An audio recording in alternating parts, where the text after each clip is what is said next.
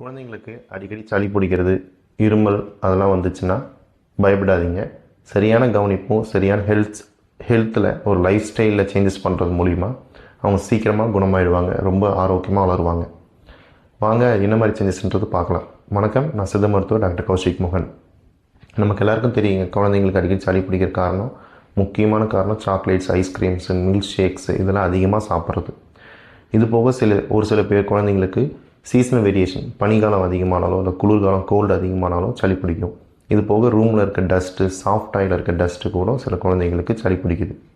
So நம்ம அவங்களோட இம்யூனிட்டியை rice பண்ணுறது மூலிமாவும் மற்றும் அவங்க லங்ஸோட ஹெல்த்தை அதிகமாக லங்கோட கெப்பாசிட்டி அதிகப்படுத்துறது மூலிமா அவங்களுக்கு அடிக்கடி சளி பிடிக்கிறது, மூச்சுத்திணறல் வருது, இருமல் வருதுலாம் நம்ம தவிர்க்க முடியும். எப்படின்னு பார்க்கலாம். முதல் இம்யூனிட்டி பூஸ்ட் பண்ணுறதுனா என்ன மாதிரி பண்ணணும்னா, வேக்சினேஷன் கண்டிப்பாக பண்ணணும். அது தவிர்த்து நம்ம வீட்டில் என்னென்ன மாதிரி பண்ணலாம் அப்படின்னும் போது, முதல் விட்டமின் சி அதிகமாக இருக்கக்கூடிய உணவுகள் கொடுக்கணும். நெல்லிக்காய், ஆரஞ்சு அதெல்லாம் கொடுக்கணும். நெல்லிக்காய், ஆரஞ்சுலாம் சாப்பிட மாட்டேன் டாக்டர் அப்படின்னும் போது, நெல்லிக்காய் ஹனியில் சோக் பண்ணது கிடைக்கும், அது சாப்பிட்லாம். அப்படி இல்லைனா நெல்லிக்காய் லேகியமே கிடைக்கும்.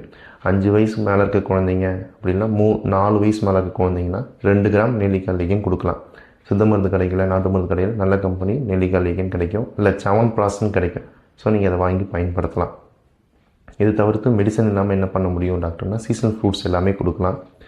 நீங்கள் வீட்டிலே அம்மாக்கள் எல்லாருமே தூதுவளை ரசம் வச்சு கொடுக்குறது, இது போக துளசி, அதிமதுரம், ஆடாதொடை, மிளகு, வெத்தலை இதெல்லாமே தண்ணியில் கொதிக்க வச்சு ஒரு கஷாயம் மாரி மேக் பண்ணி 15 ml வரைக்கும் தான் கொடுக்கணும் குழந்தைங்களுக்கு. அதுவும் ஒரே டோஸாக கொடுக்கக்கூடாது, 5 ml தான் பிரித்து கொடுக்கணும்.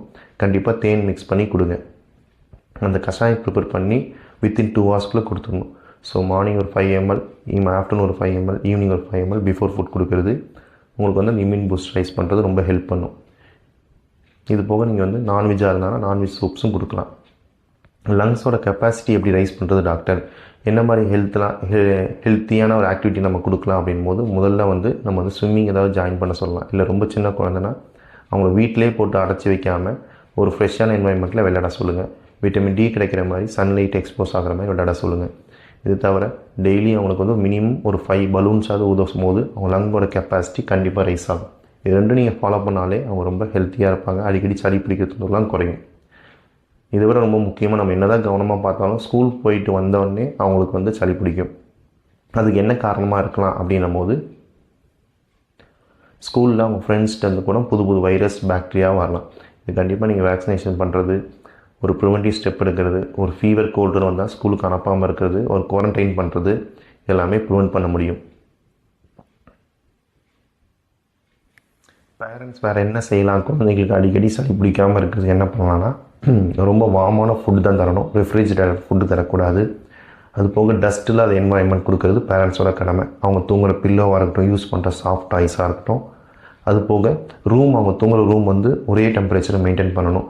ரொம்ப கூலிங் அதிகமாக இருக்க மாதிரி மெயின்டைன் பண்ணாதீங்க. முக்கியமான விஷயம், ஒரு சில பேர் வீட்டில் குழந்தைங்களை ஷர்ட் போடாமல் வெறும் உடம்போட ஃபேனு கீழே படுக்க வைக்கிற பழக்கம் அதிகமாகிட்டே வருது. இல்லை ஏசிக்கு நேராக படுக்க வைக்கிற பழக்கம் அதிகமாகிட்டே இருக்குது. நீங்கள் தான் சின்ன பொடியிலேருந்து அந்த குழந்தைங்களுக்கு சொல்லி தரணும், வெறும் உடம்போட படுக்கக்கூடாது, ஃபேன் கீழே டைரெக்டாக படுக்கக்கூடாது அப்படின்லாம் சொல்லணும். ஸோ அதனால் பண்ணுறது மூலிமாவே நிறைய இன்ஃபெக்ஷன்ஸு, அவங்க கோல்டு ரொம்ப எக்ஸ்போஸ் ஆகாமல் இருக்கிறதுக்கு நம்ம ப்ரிவென்ட் பண்ண முடியும். பேரண்ட்ஸ் பயப்படாமல் காமாக, எது எமர்ஜென்சி சுச்சுவேஷன், நம்ம எப்போ பேனிக் ஆகணும், எந்த டைமில் நம்ம நெபுலைசர் யூஸ் பண்ணணும், எந்த டைமில் நம்ம இன்ஹேலர் யூஸ் பண்ணணும், அந்த தொந்தரவு சரியானதுக்கப்புறம் என்ன மாதிரி ஃபுட்டுலாம் கொடுக்கணும் அப்படின்னு கவனமாக இருந்தாலே போதும், குழந்தைங்க ஆரோக்கியமாக இருப்பாங்க. பாதி பேர் பேரண்ட்ஸ் பயப்பட அதிகமாகிறதுனால தான் குழந்தைங்க ரொம்ப சிரமப்படுறாங்க. ஸோ ரொம்ப கவனமாக இருந்தீங்கன்னா அவங்க சீக்கிரம் ரொம்ப ஆரோக்கியமாக இருப்பாங்க. இந்த வீடியோ உங்களுக்கு பிடிச்சிருந்தா நம்ம வீடியோவை லைக் பண்ணுங்கள், ஏதாவது சந்தேகம் இருந்தால் கமெண்ட் பண்ணுங்கள், உங்களுக்கு தெரிஞ்சவங்களுக்கும் இதை ஷேர் பண்ணுங்கள். தேங்க்யூ.